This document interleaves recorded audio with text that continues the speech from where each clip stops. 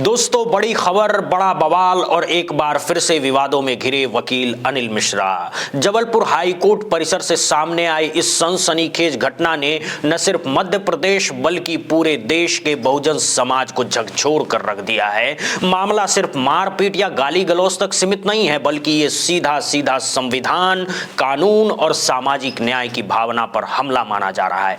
दरअसल पूरा मामला जबलपुर हाईकोर्ट परिसर का बताया जा रहा है, जहां आदिवासी समाज से आने वाले वरिष्ठ अधिवक्ता रूप सिंह मरावी के साथ कथित तौर पर खुलेआम मारपीट की गई है। आरोप है कि वकील अनिल मिश्रा और उनके साथ मौजूद 5 से 6 अन्य लोगों ने मिलकर हाई कोर्ट परिसर में अधिवक्ता रूप सिंह मरावी को घेर लिया, उनके साथ जाति सूचक गालियां दी और जान से मारने की नीयत से हमला किया। बताया जा रहा है कि यह हमला अचानक नहीं था, बल्कि पहले से ही किसी विवाद को लेकर तनाव चल रहा था, जो उस दिन हिंसा में बदल गया। दोस्तों सोचिए, जिस जगह को न्याय का मंदिर कहा जाता है, जहां देश का संविधान और कानून सबसे ऊपर होता है, अगर उसी जगह पर एक आदिवासी अधिवक्ता सुरक्षित नहीं है, तो फिर आम आदिवासी, दलित और बहुजन समाज के लोगों की सुरक्षा की गारंटी आखिर कौन लेगा?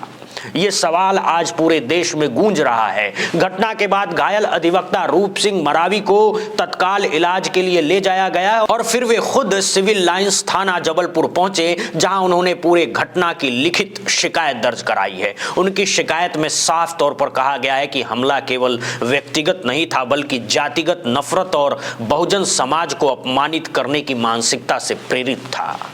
इसी आधार पर बहुजन समाज के लोगों ने मांग की है कि इस मामले में SC/ST अत्याचार निवारण अधिनियम के तहत सख्त से सख्त धाराएं लगाई जाए। जैसे ही ये खबर फैली, बड़ी संख्या में बहुजन समाज के लोग, सामाजिक कार्यकर्ता, अधिवक्ता संगठन और आदिवासी संगठनों ने प्रतिनिधि सिविल लाइंस थाने पहुंच गए।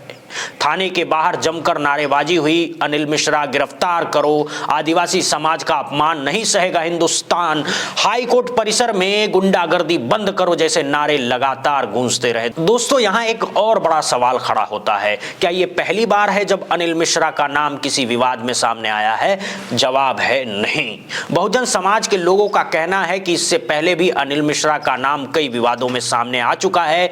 कभी दलितों के खिलाफ अपमानजनक बयान, कभी बहुजन समाज के नेताओं पर टिप्पणी और कभी सत्ता के संरक्षण में कानून को चुनौती देने जैसे आरोप पहले से भी लगते रहे, लेकिन हर बार या तो मामला दबा दिया गया या फिर कार्रवाई बेहद धीमी रही। यही वजह है कि इस बार बहुजन समाज आर पार की लड़ाई के मूड में दिखाई दे रहा है। लोगों का साफ कहना है कि अगर इस बार भी कार्रवाई नहीं हुई, अगर अनिल मिश्रा को गिरफ्तार नहीं किया गया, तो यह माना जाएगा कि कानून सबके लिए बराबर नहीं है। ये सीधे सीधे संविधान के अनुच्छेद 14 और 15 का उल्लंघन होगा, जो समानता और भेदभाव के खिलाफ गारंटी देता है। दोस्तों, अधिवक्ता रूप सिंह मरावी कोई आम व्यक्ति नहीं है। वे वर्षों से आदिवासी समाज और बहुजन वर्ग के मामलों की पैरवी करते रहे हैं। उन्होंने कई ऐसे केस लड़े हैं जिनमें कमजोर, वंचित और शोषित लोगों को न्याय मिला है।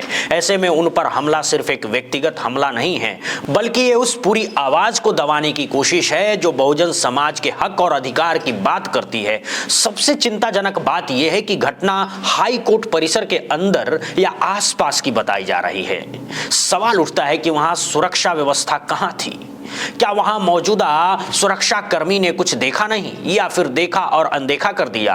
अगर न्यायालय परिसर भी सुरक्षित नहीं है, तो फिर आम नागरिकों की सुरक्षा का दावा कितना खोखला है? दोस्तों, बहुजन समाज के नेताओं का कहना है कि वो मामला सिर्फ एक FIR तक सीमित नहीं रहना चाहिए, इसकी निष्पक्ष न्यायिक जांच होनी चाहिए। CCTV फुटेज सामने लाए जाएं, जिन जिन लोगों ने हमला किया उनकी पहचान कर तत्काल गिरफ्तारी की जाए। साथ ही ये भी जांच हो कि क्या इस पूरे मामले में किसी तरह का राजनीतिक या प्रशासनिक दबाव काम कर रहा है। दोस्तों, ये मुद्दा अब केवल जबलपुर या मध्य प्रदेश का नहीं रहा। सोशल मीडिया पर इस घटना को लेकर जबरदस्त आक्रोश देखा जा रहा है।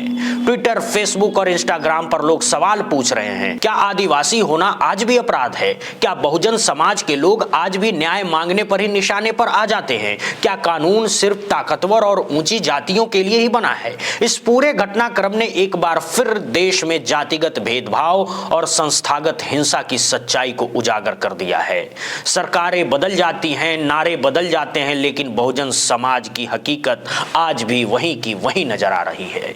जब तक दोषियों को सजा नहीं मिलेगी तब तक ऐसे हमले होते रहेंगे। अब नजरें पुलिस प्रशासन पर टिकी है। क्या वाकई SC/ST एक्ट के तहत निष्पक्ष FIR दर्ज होगी? क्या अनिल मिश्रा की गिरफ्तारी होगी या फिर यह मामला भी फाइलों में दबकर रह जाएगा? दोस्तों, सवाल सिर्फ एक वकील का नहीं, सवाल पूरे बहुजन समाज के सम्मान, सुरक्षा और संविधान में मिले अधिकारों का है। अगर आज हाई कोर्ट में एक आदिवासी अधिवक्ता सुरक्षित नहीं है तो कल किसी भी आम आदिवासी, दलित या पिछड़े वर्ग के व्यक्ति के साथ क्या हो सकता है, इसकी कल्पना भी डरावनी हो सकती है। आप इस पूरे मामले पर क्या सोचते हैं? क्या दोषियों को सख्त सजा मिलनी चाहिए?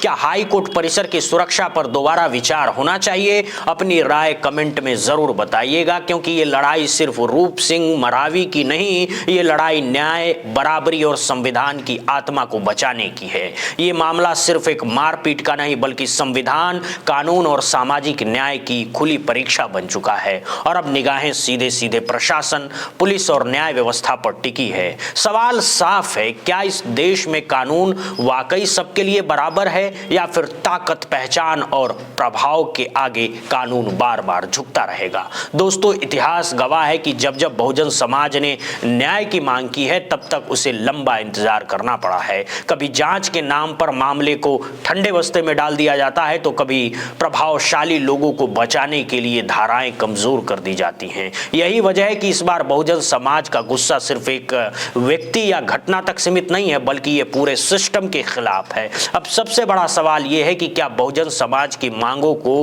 गंभीरता से लिया जाएगा या अनिल मिश्रा के खिलाफ SC/ST एक्ट के तहत दोबारा और सख्त FIR दर्ज होगी? क्योंकि बहुजन समाज का कहना है कि ये कोई सामान्य झगड़ा नहीं था, बल्कि ये साफ तौर पर जातिगत नफरत, दबंगई और सत्ता के संरक्षण का मामला है। ऐसे में कानून की सबसे कठोर धाराएं लगना जरूरी है ताकि वो संदेश जाए कि संविधान की नजर में हर नागरिक बराबर है। बहुजन समाज के नेताओं और संगठनों ने साफ कहा है कि अगर इस मामले में ढिलाई बरती गई तो आंदोलन सिर्फ थाने तक सीमित नहीं रहेगा, ये लड़ाई सड़क से लेकर अदालत और जरूरत पड़ी तो दिल्ली तक जाएगी। आदिवासी, दलित और पिछड़े वर्ग के संगठनों ने एकजुट होकर चेतावनी दी है कि अब देखो और सहो की नीति नहीं चलेगी। अगर दोषियों को बचाने की कोशिश की गई तो पूरे प्रदेश में आंदोलन किया जाएगा। दोस्तों, यहाँ ये समझना बेहद जरूरी है कि अनिल मिश्रा का नाम जिस तरह से बार बार विवादों में आता रहा है, उसने बहुजन समाज के बीच अविश्वास की खाई और गहरी कर दी है। लोग पूछ रहे हैं कि अगर पहले ही मामले में सख्त कार्रवाई होती तो क्या आज एक आदिवासी अधिवक्ता को हाई कोर्ट परिसर में इस तरह अपमानित और घायल होना पड़ता? यही सवाल प्रशासन के सामने भी है और न्यायपालिका के सामने भी है। इस पूरे घटनाक्रम में एक और अहम पहलू है डर का माहौल।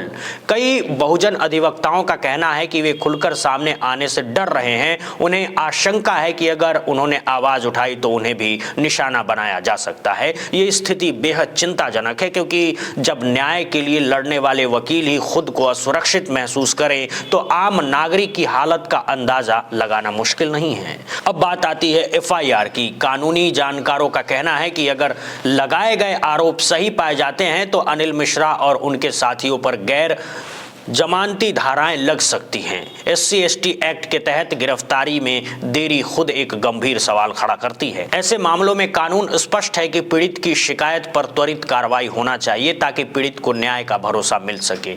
बहुजन समाज में ये चर्चा भी तेज है कि क्या अनिल मिश्रा एक बार फिर से जेल जाएंगे?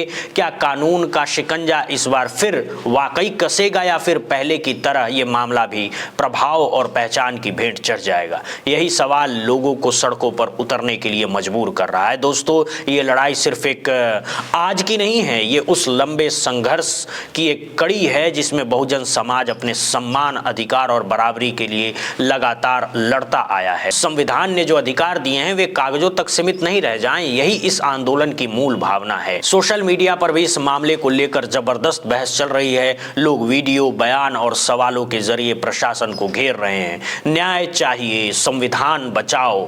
बहुजन समाज के सम्मान से समझौता नहीं जैसे नारे ऑनलाइन और ऑफलाइन दोनों जगह सुनाई दे रहे हैं। ये साफ संकेत है कि अब लोग चुप रहने के मूड में नहीं हैं। अब आने वाला वक्त बेहद अहम है। अगले कुछ दिन तय करेंगे कि ये मामला किस दिशा में जाएगा। क्या एफआईआर दर्ज होगी, क्या गिरफ्तारी होगी, क्या पीड़ित को सुरक्षा मिलेगी, और सबसे बड़ा सवाल हाई कोर्ट परिसर में भविष्य में ऐसी घटनाओं को रोकने के लिए कोई ठोस कदम उठाए जाएंगे। दोस्तों, अगर इस पूरे मामले में न्याय नहीं मिलता तो ये सिर्फ एक व्यक्ति की हार नहीं होगी, बल्कि ये संविधान और लोकतंत्र की हार मानी जाएगी, क्योंकि संविधान तभी जिंदा रहता है जब उसे लागू करने वाले संस्थान ईमानदारी से अपना काम करते हैं। फिलहाल सभी की नजरें प्रशासन पर टिकी है। बहुजन समाज इंतजार कर रहा है, लेकिन ये इंतजार ज्यादा लंबा नहीं होगा। अगर न्याय नहीं मिला तो आवाज और तेज होगी, आंदोलन और बड़ा होगा। इन्हीं सवालों और उम्मीदों के साथ इस समय पूरे मामले पर लगातार नजर बनाए रखेंगे। आगे क्या होता है, कौन कौन से बड़े फैसले लिए जाते हैं और कानून किसके साथ खड़ा होता है, ये सब आने वाला वक्त तय करेगा। फिलहाल तब तक के लिए बने रहिए हमारे साथ, जुड़े रहिए बुद्धा इंस्पायर्ड के साथ। बहुत बहुत धन्यवाद, बहुत बहुत शुक्रिया दोस्तों।